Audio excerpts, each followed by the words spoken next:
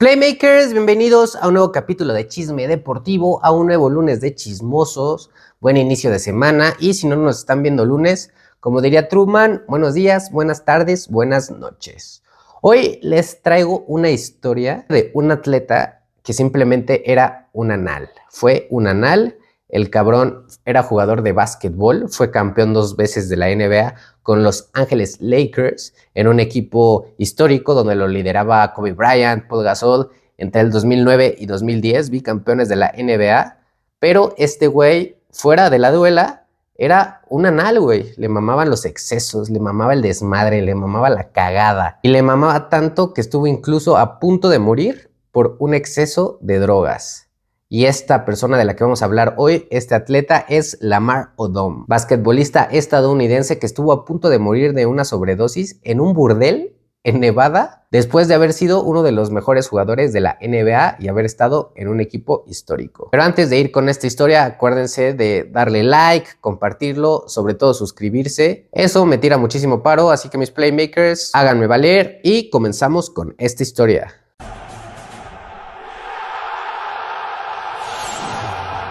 Lamar Odom fue un jugador de la NBA, 2 veces campeón en 2009 y 2010 con Los Ángeles Lakers y cuya carrera se vio opacada por problemas personales, adicciones y escándalos fuera de la duela. Su caída alcanzó un punto crítico en 2015 cuando fue encontrado inconsciente en un bordel en Nevada tras varios días de consumo de drogas. Entró en coma, sufrió múltiples fallas de órganos y estuvo al borde de la muerte, en un episodio que expuso el deterioro físico y mental acumulado tras años de exceso y una vida marcada por traumas personales.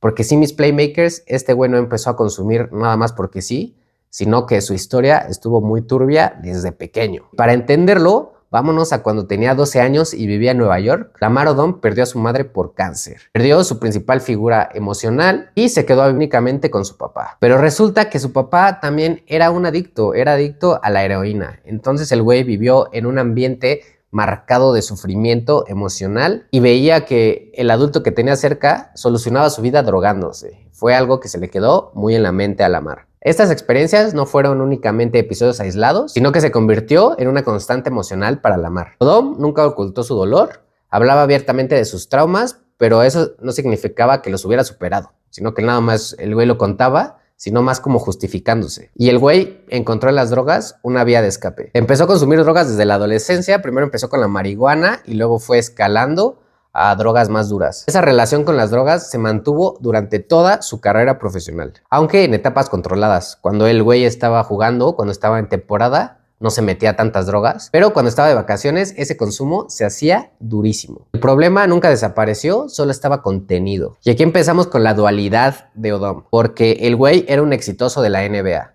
Durante su etapa con los Lakers, Odom vivía una contradicción constante. Dentro de las canchas era un jugador confiable, inteligente y decisivo, pero fuera de ella llevaba una vida marcada por excesos y locura. Él mismo reconoció años después que mientras estaba en temporada, el güey no consumía de una manera muy loca, pero en el momento en el que salía de temporada, caía en dinámicas de consumo intensivo, especialmente de cocaína. Era una doble vida que funcionaba mientras el rendimiento deportivo se mantenía, pero que poco a poco fue erosionando su estabilidad. A eso se le sumó su relación con Khloe Kardashian. El güey en 2009 conoció a Khloe y semanas después de haberse conocido, se casaron, mamón. Se casaron. ¿Y esto qué implicó? Que el güey era más mediático que nunca. El güey empezó a participar en reality shows mientras todavía jugaba en la NBA, lo que aumentó una presión gigante y un desgaste mental que jamás había percibido antes. En paralelo, su vida personal lo seguía golpeando. Recibía golpe tras golpe tras golpe, este pobre Lamar. En 2006 se murió uno de sus hijos apenas a los 6 meses de nacido. En 2011 uno de sus primos cercanos murió, fue asesinado. El día siguiente de que se murió su primo, Odom estuvo involucrado en un accidente de coche en el cual murió un adolescente. Años después, el güey también perdió a 2 amigos por sobredosis. O sea que este vato realmente la estaba pasando mal. Recibía golpe emocional tras trauma. La estaba pasando muy mal el cabrón de Lamar. ¿Y qué hacía? Pues lo que hizo su papá, lo que él vio como ejemplo, que fue refugiarse en las drogas, principalmente en la cocaína. Cada uno de estos eventos fue debilitando su estabilidad emocional y el deporte ya no era suficiente para sostenerlo. Y eso se vio ya que en el 2011 empezó su caída deportiva, lo corren de Los Ángeles Lakers y fue cedido a los Dallas Mavericks, donde su rendimiento simplemente se desplomó y nunca logró adaptarse al equipo. Y terminó siendo separado, lo terminaron corriendo de los Mavs. A partir de ese momento, su carrera entró en declive. Pasó brevemente por otros equipos, pero sin continuidad ni impacto. Su físico comenzó a deteriorarse y sus problemas personales se hicieron cada vez más visibles. Ya no era el güey que únicamente agarraba la peda en épocas donde no había temporada, o el güey que seguía consumiendo drogas pero rendía dentro de la cancha. No, el güey ya cada vez se veía más lento, se veía más pobre físicamente, sus problemas personales ya lo atacaban cada vez más duro y dejaba de rendir dentro de la cancha. Para el 2014, el güey ya estaba prácticamente fuera de la NBA y trató de buscar suerte en España, pero incluso en España ya no le daba para poder competir al más alto nivel. Su estado físico y mental lo evidenciaba muy cabrón. El güey ya estaba completamente fuera del básquetbol profesional. Y sin la estructura del deporte profesional, sus adicciones se intensificaron. El consumo dejó de ser intermitente y pasó a ser constante.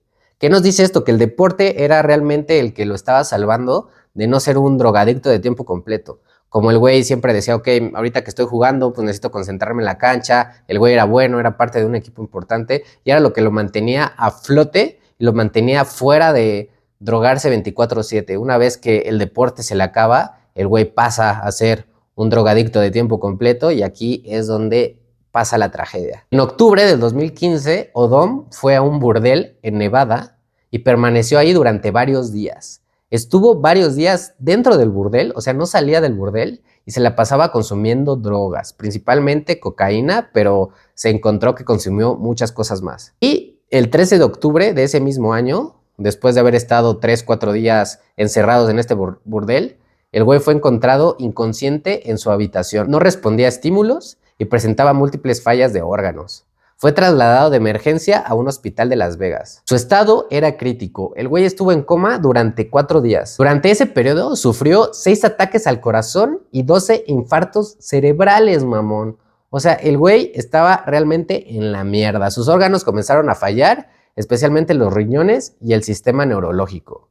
Durante este periodo, realmente la vida de Odom estuvo en peligro, más bien era muy probable de que el güey falleciera, y esta escena reflejaba el punto más extremo de una espiral que llevaba construyéndose durante años de consumo de drogas, durante años de excesos, durante años de no ver por su salud. Mientras tanto, el mundo del deporte reaccionaba. Kobe Bryant y sus compañeros de los Lakers estaban en unos partidos de pretemporada justo ahí en Las Vegas y todos fueron a verlo al hospital a ver qué tal estaba Odom, pero Odom estaba al borde de la muerte. Y contra todo pronóstico, Odom sobrevivió. El güey sobrevivió, pero claramente el daño fue severo. Perdió movilidad parcial durante las primeras etapas, las etapas iniciales de su nueva vida, y tuvo que reaprender funciones básicas. El deterioro neurológico afectó su habla, su memoria y su coordinación. O sea, el güey estuvo realmente jodido. El proceso de recuperación fue largo y complejo, lleno de rehabilitaciones tanto físicas como mentales, además de un intento por frenar sus adicciones ya de una manera estructurada, ya yendo a una rehabilitación, a un campamento antidrogas. Con el tiempo, el güey salió a la luz, regresó a la vida, la vida del espectáculo, a la vida de los medios, y comenzó a hablar públicamente sobre su historia. Reconoció abiertamente su adicción a la cocaína, al alcohol y al sexo.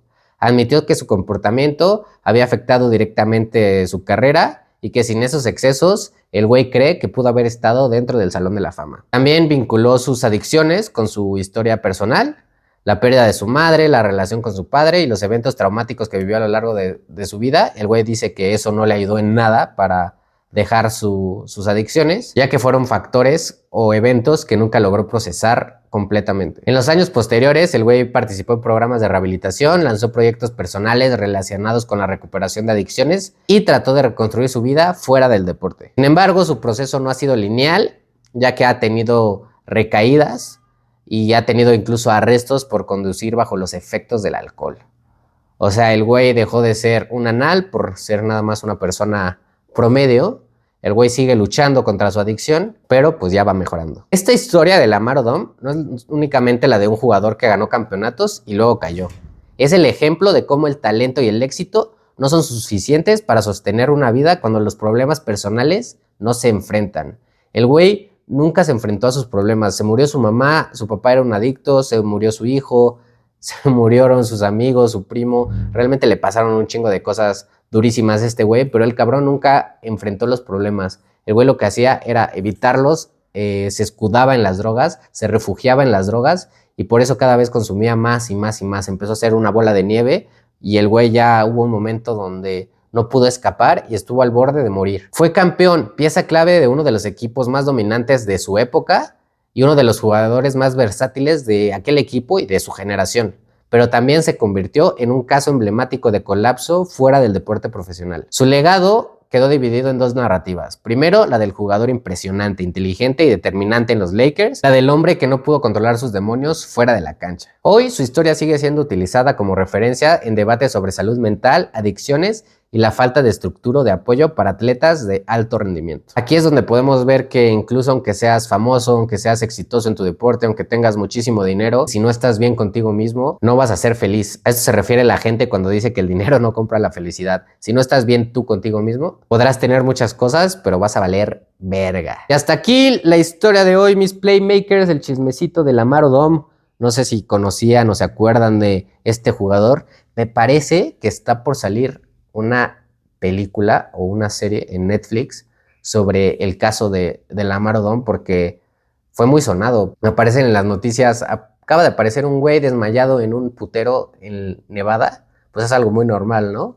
Pero si ese güey desmayado había sido campeón de la NBA, pues ya trae un golpe mediático más grande y fue lo que pasó con este güey. Esta noticia fue un gran boom dentro del deporte estadounidense, sobre todo por lo que les acabo de mencionar. Es un güey que muchos de nosotros podemos decir, no mames, ¿por qué es infeliz? ¿Por qué se droga si tiene todo en la vida? Es un basquetbolista exitoso, fue campeón de la NBA, jugó con leyendas como Kobe Bryant, como Paul Gasol, tiene un chingo de varo, se casó con una viejota y pues ya ven que no. Si no enfrentas tus problemas, te puede llevar mucho la riata. ¿Y ustedes qué creen, mis playmakers? ¿Hasta qué punto los traumas personales pueden determinar el destino de un atleta profesional?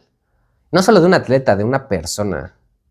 Y también, ¿creen que la NBA y su entorno hicieron lo suficiente para ayudarlo o dejarlo caer?